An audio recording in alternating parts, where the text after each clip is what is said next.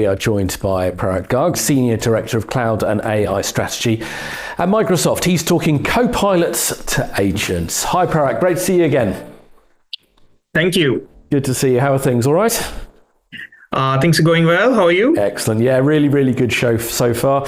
Lots of things that have been coming up about the importance of people using the technology. That's been a recurring theme. Ethics has been a recurring theme. But I'm fascinated to hear what you have to say once again. So the virtual floor is yours. Awesome. Thank you so much.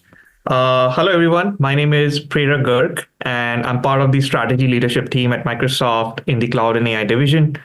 And I want to talk about how we are moving from the age of copilots to the age of AI agents. I'll touch upon three topics today. So I'll first talk about the paradigm shift that generative AI has caused, just to set the context, and then how it has led to rise of copilots and how these copilots now are being evolved into agents. So to begin with, I want to start with this GDP growth chart over the last, 1,000 years or so. So if you look at GDP growth, it is deeply correlated with the pace of technological evolution. And for thousands of years, much of humanity was dependent on agriculture. So the GDP growth was very slow. Then we saw a major uptick in our trajectory during the Industrial Revolution as we made advances like steam engine. We saw similar patterns with electrification and eventually the IT revolution.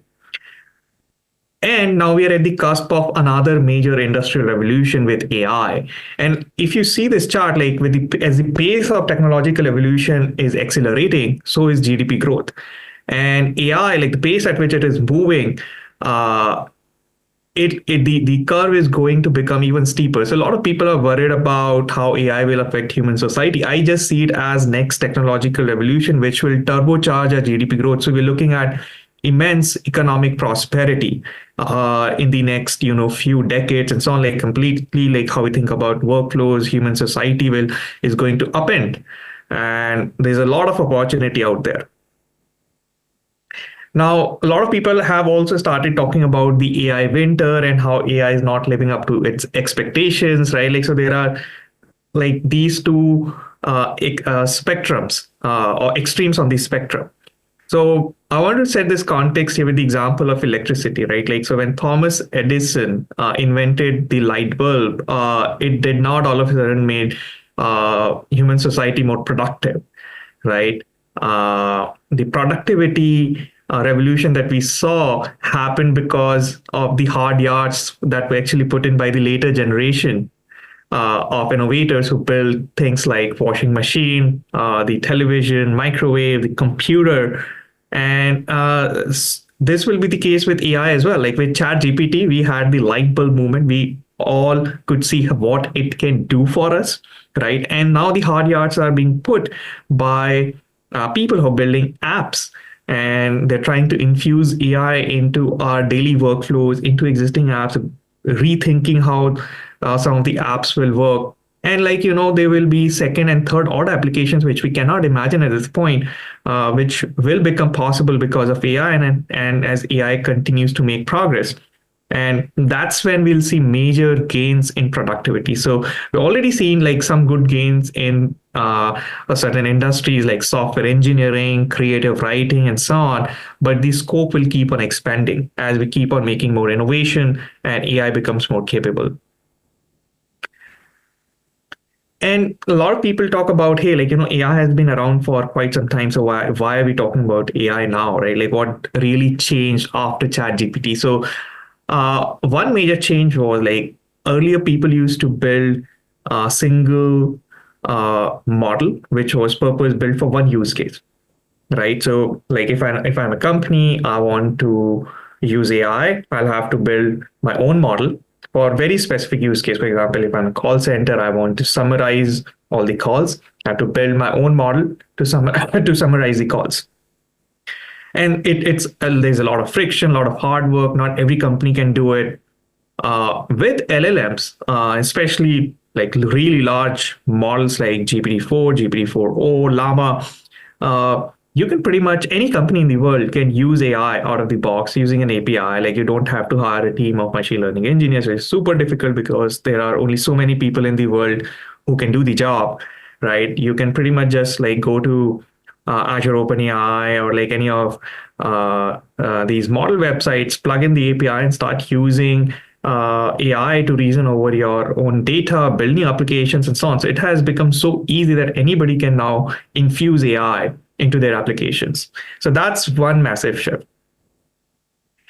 And then the second shift is AI used to, like, when we used to think about AI, we would think about industries like manufacturing and robotic automation in these industries. We would never think about healthcare and professional services being impacted by AI, right? So what you see on this chart is on the y-axis, you have what percentage of tasks will benefit from LLMs in specific industries. And on the x-axis, you have the GDP contribution of these industries. And you can see like AI is impacting now every industry. And especially large language models, they are impacting industries like information technology, professional services, healthcare, and they have massive contribution to the US GDP. And this would not have happened, this was not the case with traditional AI. With large language models, it's making even white collar workers more productive, right? So the impact and influence of AI is now much more broad-based than it used to be. And finally, this is the third imperative. It is making everybody a developer. And if you think about the evolution of programming languages, in the early days of computers, it was super difficult to program a computer with punch cards. Then machine language came along, and assembly language, and then high-level languages. And with every leapfrog in programming languages, we made it easier, democratized a bit, which means we have more and more developers. So when in the age of machine language, only a few people in the world can actually operate computers. Now with high-level languages like Java and Python, anybody with decent amount of effort can learn these languages. And we have 30 to 40 million developers in the world building software applications. And now with LLMs, we are one step closer to achieving doing programming with natural language, right? Now ChatGPT can help you code. It has become much easier to learn programming. So what we are seeing is like as AI continues to make progress, everybody will become a developer, right? And that will just make it so easy to build software applications. So that will unleash creativity that we haven't seen so far. Because so far, like if you have an idea, you have to sort of learn programming or work with a programmer, and there are only so many programmers in the world. So that's another like massive shift that I believe will happen with AI. So now this leads me to the rise of Copilots, as we have all seen in the last 12 months, and like especially at Microsoft, we built a bunch of Copilots. And the Copilots were the first natural application for AI, right? One very good example of a Copilot is GitHub Copilot. It's an AI paired programmer. So if you are a software developer, it helps you write code. And the developers who are using GitHub Copilot, they have seen massive productivity gains. Now, 46% of the code is being written by AI. Right. And especially a lot of boilerplate code can just be written by AI. So it's making the developer life better because they can work on more creative problems to solve rather than writing boilerplate code, which you have to do when you're building any software application. Right. They are 55% faster.